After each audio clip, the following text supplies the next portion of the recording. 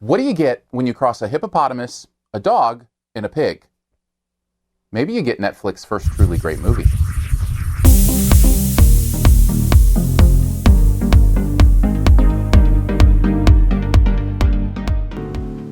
We needed a miracle. And then we got one. This beautiful and special little creature will be a revolution in the livestock industry. Our super pigs will not only be big and beautiful, they will also leave a minimal footprint on the environment, consume less feed, and produce less excretions. Okja is a South Korean film from director Bong JoonHo, who actually has done a few of my favorite movies, Snowpiercer, The Host, others like that. It's about a girl named Misha in South Korea who for 10 years has taken care of this very interesting animal, but things are about to change. Don't want to give a lot away, other than the fact it's an interesting move by Netflix to put this movie out here. Many are saying it's the best they've done yet. Well, here's 5 things you might want to know about Okja. Oh, this is going to be an interesting one. I really liked this movie, but there are several things that may sway you one way or the other. So lots of yellows in this one probably, starting with this one. What is it with Netflix and quirky characters? Brad Pitt giving a weird one in War Machine. Elijah Wood giving a weird one in the Don't Feel at Home in This World Anymore. It just seems like they're here, and they're here again in Okja. Jake Gyllenhaal and Tilda Swinton giving very strange, interesting, quirky performances. But here's the thing. I feel like they work here. There's a consistency to the tone of the movie that they fit in, so I buy into their characters and I believe who they are. It reminds me a lot of maybe a Wes Anderson movie where the characters feel a little off, but they feel right at home in the world. And I think you've got that going on here as well. So it didn't bother me, but it might bother you. The other thing you'll notice right away about this movie, the special effects on this animal are incredible. I was blown away by how realistic I felt like this creature was. And not just in some sort of, from a distance kind of way, hiding. No, this creature is front and center. It's a huge creature. Now, the creature design, I think, makes it a little easier to computer generate, but I believed it, man. If I were, 8 years old and saw this movie, I would think this creature actually exists. I'm not sure, even at my age, that this creature doesn't exist and they just found one to film it. It is that gorgeous, that beautiful, and that well done. Here's the other straight up positive for me.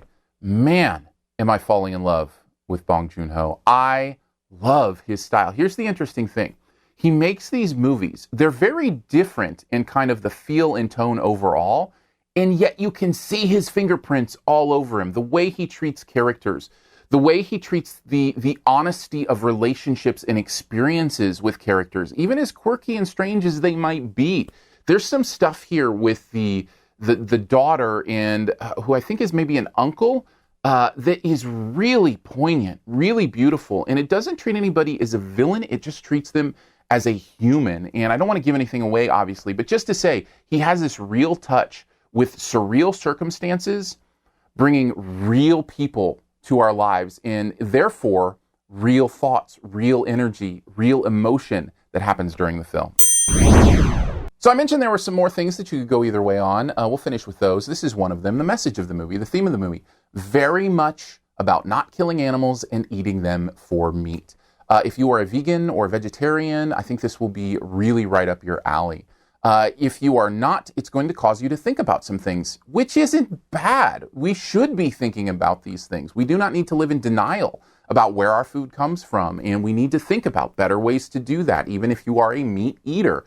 I found it very interesting, and I didn't feel like it was preachy. It was much more of a story than a sermon. It was much more about motives, about love, than it was about telling anybody they're bad or they're wrong, although I think that stuff is there. The only thing I would say, and I think both sides could see this, and maybe see a flaw in this from each side, it is a little bit of a cheat to use a fictional animal. Because you use a fictional animal, it's easy for one side to say, well, that's, a real animal doesn't think like that, isn't intelligent like that, doesn't show genuine emotion in those ways. If it was a real animal, an animal we're all familiar with, I think that message comes home even a little bit clearer. As is, it's still powerful and not quite preachy, so I didn't mind it, but you might. And finally, and this one's a little weird for me because I don't often talk about it, but man, there's a lot of swearing in this movie, especially for the type of movie it is. Now, the reason I'm talking about it in this way is because, one, Netflix doesn't go to the MPAA, so you don't have a rating that kind of gives you an idea. This would be rated R for the language alone, and maybe some of the content with, the killing of animals, those kind of things. But the swearing is really jarring also because of the tone. It almost feels like, a little girl and her animal type movie could be a family movie, and there's some humor here that feels very like family oriented. So the swear words are just really interesting because you're not used to hearing them in this kind of situational movie. So I thought that kind of 1-2 punch of where they're coming and the fact that, Netflix doesn't give ratings. I think they do like TV ratings for even their movies that they release. I thought might be a good reason to bring this up and let you know at least that it is in there. Overall, I feel like Okja is a great movie, one well worth watching. I love Bong JoonHo. I love what he does. It's some incredible story work here. I give it an A-. Thanks for checking out this Your Movie Friend review. We'll get to the best ever challenge here in a bit. Before we do, though, let's connect further. Hit me up on Twitter, Aaron Dicer, Aarondicer, and we can hang out there. We can also hang out here on YouTube. Feel free to subscribe, leave comments, all that sort of fun stuff. And if you do podcasts, feel free to subscribe to the podcast. We do one every week. We call it SiftPop, SiftPop. You can search for that in whatever podcast player you use. It should pop up. Just hit subscribe, and we'll be there every week.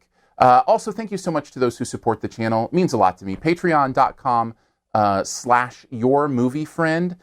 Even just at $3 a month, it means the world, and some fun perks that go along with it. So thank you for doing that. All right, on to the best ever challenge where you name the best movie ever in a particular category. Also try to identify my choice.